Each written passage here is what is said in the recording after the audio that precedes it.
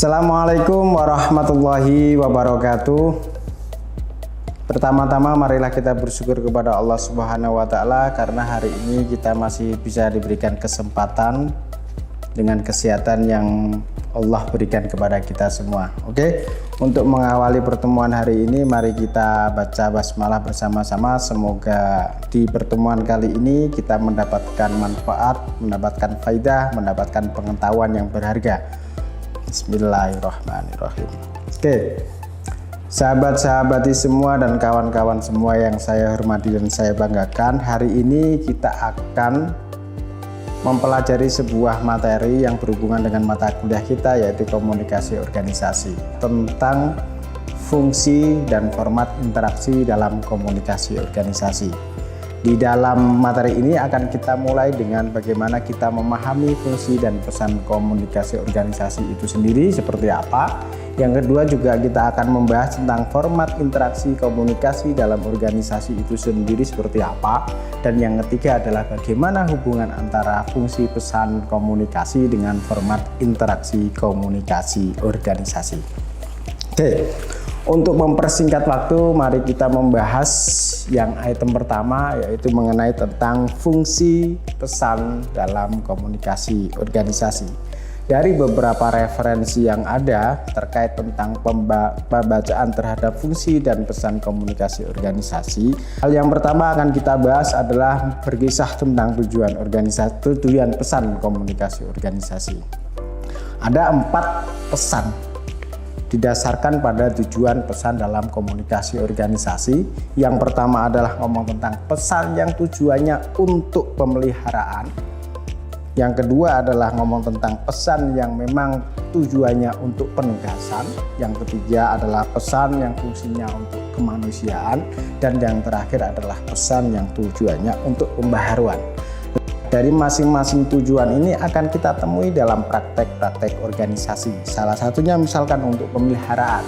Sering kita temui di dalam kantor-kantor atau di dalam perusahaan-perusahaan ada beberapa tulisan, misalkan ada staff only, warning, area is danger, dan sebagainya. Salah satunya itu adalah fungsi untuk pemeliharaan. Yang kedua mungkin ada komunikasi tugas, banyak juga tugas-tugas yang diberikan yang tujuannya adalah untuk penugasan. Misalkan dalam konteks lembaga pendidikan kita akan menemukan bentuk komunikasi dalam bentuk lembaran-lembaran yang sifatnya formal, yaitu SK penugasan. Pada fungsi pesan, kalau tadi kita berbicara tentang tujuan pesan, ada 4 klasifikasi. Sekarang kita berbicara tentang fungsi pesan. Dalam beberapa kaidah yang ada dari beberapa referensi yang ada tentang komunikasi organisasi, fungsi pesan dikategorikan menjadi 4. Yang pertama adalah fungsi informatif, yang kedua adalah fungsi regulatif, dan yang ketiga adalah fungsi persuasif, dan yang keempat atau yang terakhir adalah fungsi integratif. Baiklah, untuk fungsi informatif banyak sekali ya tentang fungsi informatif yang kita temukan dalam sebuah organisasi. Salah satunya misalkan ada SOP, standar operasi prosedur, ada juga bagaimana tujuan, visi, dan misi yang mungkin dalam penyampaian itu dalam anggota-anggota organisasi kita dapat buklet dan sebagainya. Itu adalah dari salah satu bentuk dari fungsi informatif. Yang kedua adalah fungsi regulatif. Fungsi ini berhubungan tentang kebijakan-kebijakan yang dilakukan. Salah satu sasarannya adalah bagaimana kebijakan yang diambil itu bisa dinarasikan sama oleh semua anggota organisasi. Tentunya dalam sebuah organisasi kita akan menemukan banyak perbedaan. Paling sulit adalah apa? Yaitu menyatukan narasi bersama menuju sebuah visi dan misi dan tujuan bersama. Nah, itulah pentingnya fungsi pesan regulatif. Salah satunya adalah untuk memberikan pemahaman anggota-anggota organisasi dalam menafsirkan pesan, visi, dan tujuan organisasi yang dibentuk dalam sebuah format regulasi. Dan yang ketiga, ada fungsi persuasif. Fungsi persuasif itu salah satunya adalah bagaimana kita mempengaruhi anggota-anggota organisasi supaya anggota-anggota organisasi itu mampu berinteraksi, mampu melakukan tugas sesuai dengan standar yang dimiliki, mampu melakukan koordinasi dan meminimalisir konflik. Dalam konteks konflik, dalam komunikasi organisasi konflik tidak harus ada. Itu salah kalau ada penafsiran kayak gitu. Karena apa? Bahwa konflik terkadang juga berpengaruh terhadap kemajuan organisasi. Dan yang keempat adalah fungsi integratif. Fungsi integratif itu menyatukan. Jadi ada membangun sebuah rasa kebersamaan, membangun rasa rasa emosional yang sama dan sebagainya. Banyak fungsi-fungsi integratif itu dilakukan, misalkan dalam bentuk bulletin, dalam bentuk newsletter dan sebagainya dalam organisasi, atau misalkan dalam bentuk-bentuk bentuk-bentuk komunikasi non formal. Ntar kita akan bahas itu, misalkan perayaan hari raya ada acara sawalan dan sebagainya. Itu salah satu fungsi pesan atau media komunikasi yang digunakan untuk melakukan fungsi pesan yang sifatnya integratif. Selanjutnya, sahabat-sahabati semua yang saya banggakan, dalam format interaksi komunikasi organisasi ada beberapa item yang perlu kita bahas. Yang pertama adalah format interaksi komunikasi organisasi didasarkan pada bentuk interaksinya. Dalam konteks interaksi atau jaringan komunikasinya ada dua, yaitu adalah komunikasi yang sifatnya formal dan komunikasi yang sifatnya formal. Dan yang kedua didasarkan pada bentuk komunikasi atau variabel komunikasi yang dilakukan dalam format interaksi komunikasi ini. Yang pertama mungkin ada komunikasi intern atau antar personal. Yang kedua adalah komunikasi kelompok, ada komunikasi publik, dan ada juga komunikasi massa dalam menjalin hubungan antar individu-individu dalam organisasi, baik individu yang sifatnya in-group maupun individu-individu atau lembaga-lembaga yang sifatnya out-group dalam sebuah organisasi. Akan kita bahas satu-satu tentang format komunikasi ini. Yang pertama, bentuk interaksi atau jaringan komunikasi. Yang pertama adalah komunikasi formal dan informal. Komunikasi formal ini biasanya dilakukan dalam hal-hal yang memang bentuknya adalah formal. Biasanya dalam fungsi komunikasi atau fungsi pesan yang sifatnya institusional, maka biasanya dilakukan dalam bentuk komunikasi yang sifatnya formal. Misalkan ada seminar, ada rapat, ada ada memo, ada SK dan sebagainya. Itu adalah dalam bentuk komunikasi formal. Mungkin penggunaan bahasanya akan dibagi menjadi dua, yaitu penggunaan verbal dan non verbal. Yang kedua adalah komunikasi non formal. Komunikasi non formal itu bisa kita lihat dari percakapan karyawan saat istirahat. Mereka bercakap-cakap sambil makan bersama. Itu adalah dalam bentuk komunikasi non formal. Banyak sekali komunikasi non formal yang dilakukan oleh peserta atau anggota organisasi. Yang selanjutnya pada bagian kedua kita akan berbicara tentang bentuk komunikasi atau berdasarkan variabel hubungan komunikasi antar personal.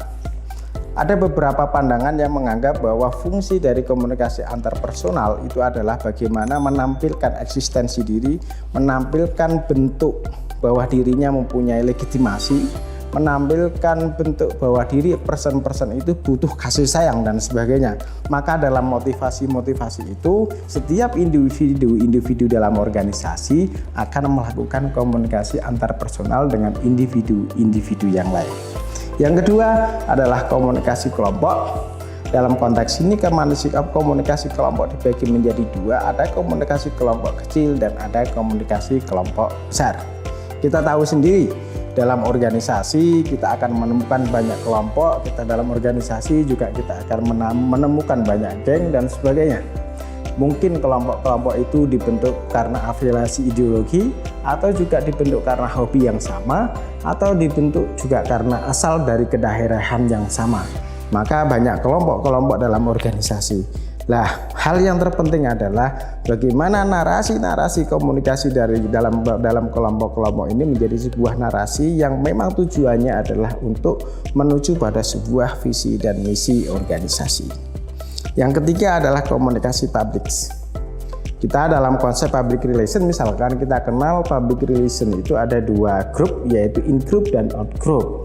Salah satunya dalam in-group itu adalah bagaimana anggota-anggota dalam organisasi itu sendiri, baik stockholder maupun stakeholdernya. Dalam komunikasi eksternal juga akan melibatkan banyak juga proses komunikasi publik.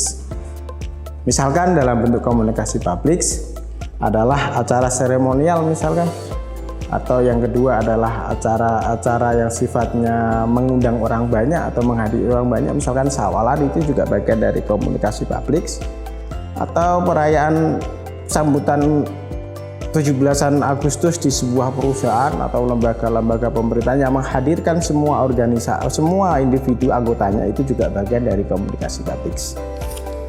Dan yang terakhir adalah komunikasi massa. Fungsi komunikasi apa? Massa itu apa? Salah satunya adalah untuk menjalin hubungan antara organisasi dengan organisasi yang lain, menjalin hubungan antara organisasi misalkan dengan pemerintah, menjalin hubungan antara organisasi dengan masyarakat. Nah, dalam konteks ini misalkan kita menemukan banyak juga laporan-laporan tahunan yang dilakukan oleh perusahaan besar, biasanya dipublish menggunakan media massa. Dalam konteks ini, inilah yang disebut sebagai peran penggunaan komunikasi massa dalam komunikasi organisasi. Pertanyaan terakhir kita akan membahasnya, yaitu bagaimana hubungan antara fungsi pesan dan interaksi komunikasi organisasi. Pada akhirnya bahwa fungsi pesan ini akan melahirkan sebuah strategi. Strategi mesti akan berhubungan dengan pemilihan media, pemilihan pesan, dan sebagainya. Nah, fungsi-fungsi pesan ini dalam konteks strategi maka juga akan menghadirkan sebuah format atau pendekatan yang dilakukan dalam ranah untuk melakukan sosialisasi atau melakukan proses diseminasi untuk mensosialisasikan pesan yang akan dikirim dan dipahami oleh semua anggota-anggota dalam organisasi. Maka fungsi pesan, karakteristik pesan itu juga akan mempengaruhi format interaksi organisasi. Format interaksi organisasi yang efektif dan efisien akan mempengaruhi pesan, fungsi pesan yang ingin disampaikan bisa berjalan efektif atau tidak. Seperti itu konklusi dari mata kuliah kita, yaitu tentang fungsi pesan dan format interaksi komunikasi organisasi. Mohon maaf jika ada kesalahan. Akhirus salam. Wallahu muwaffiq ila aqwamit thoriq. Wassalamualaikum warahmatullahi wabarakatuh.